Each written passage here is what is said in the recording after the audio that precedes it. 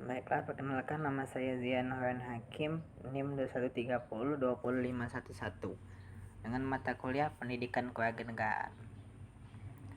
Baiklah, langsung saja ke soal yang pertama. Jelaskan hakikat kewarganegaraan. Hakikat kewarganegaraan adalah sebuah upaya sadar dan terencana dalam kehidupan berbangsa dan bernegara dengan memupuk jati diri dan moralitas masyarakat sebagai dasar untuk pelaksanaan hak dan kewajiban dalam bela negara. 2. Jelaskan dan berikan contoh pentingnya pendidikan Pancasila dan kewarganegaraan bagi mahasiswa. Melalui Pancasila, yang pertama yaitu mahasiswa diharapkan mampu memahami, menganalisis, dan mengaplikasikan nilai-nilai Pancasila dalam kehidupan sehari-hari. 2. Melalui pendidikan Pancasila, mahasiswa dapat berpartisipasi dalam upaya mencegah dan menghentikan berbagai tindak kekerasan dengan cara cerdas dan damai.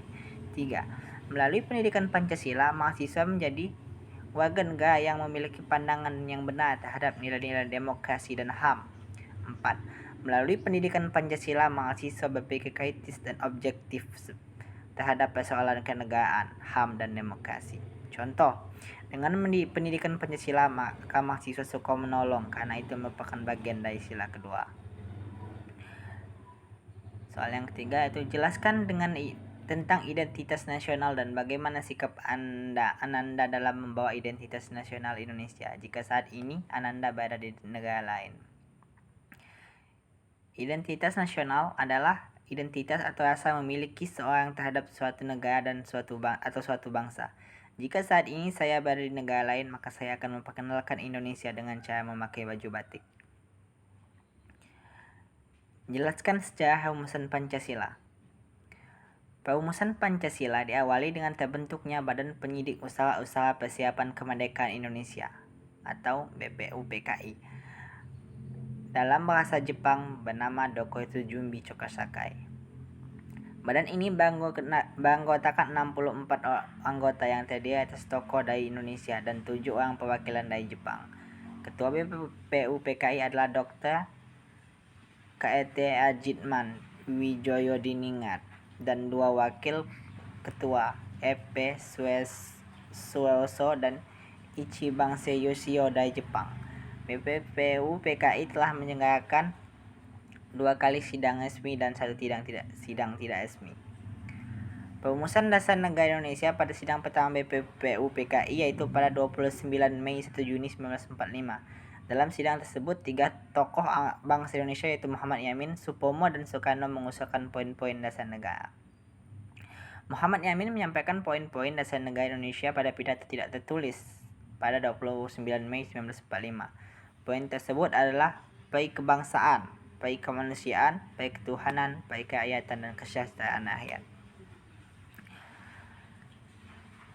Supomo juga mengusulkan dasar negara yang disampaikan pada sidang 31 Mei 1945 yaitu paham persatuan, perhubungan negara dan agama, sistem badan permusyawaratan, sosialisasi negara, hubungan antar bangsa yang bersifat Asia Timur Raya.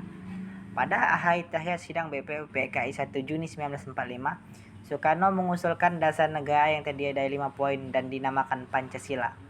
Kebangsaan Indonesia, internasionalisme atau peri kemanusiaan, mufakat atau demokrasi, kesejahteraan sosial, ketuhanan dan kebudayaan. Seluruh usulan dari ketiga tokoh bangsa Indonesia tersebut kemudian ditampung dan dibahas dan dirumuskan oleh Panitia 9 yang dibentuk BPUPKI yang beranggotakan Insinyur Soekarno, Muhammad Hatta, Abikusno,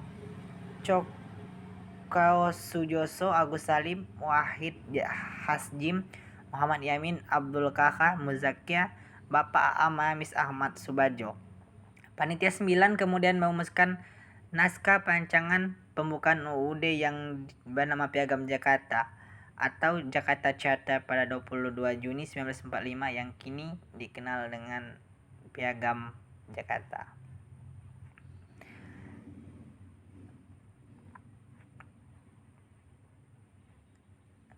5.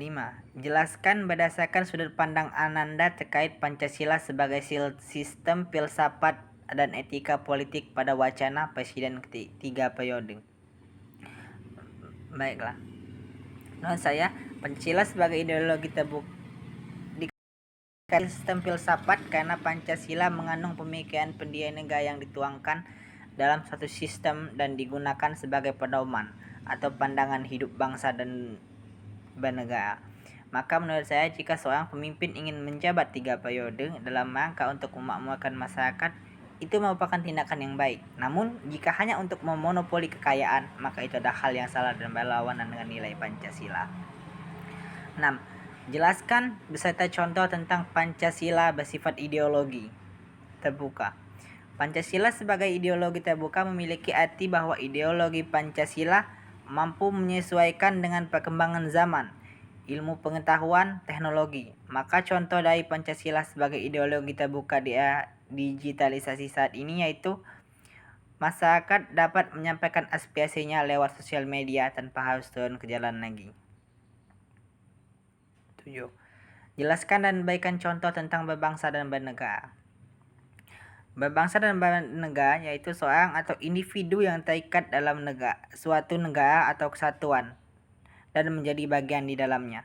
Contoh dari berbangsa negara yaitu kita harus menaati peraturan yang berlaku, membayar pajak pemerintahan, dan toleransi antar masyarakat. Baiklah, mungkin ini yang bisa saya sampaikan kepada Ibu Yuli. Saya haturkan terima kasih. Wassalamualaikum warahmatullahi wabarakatuh.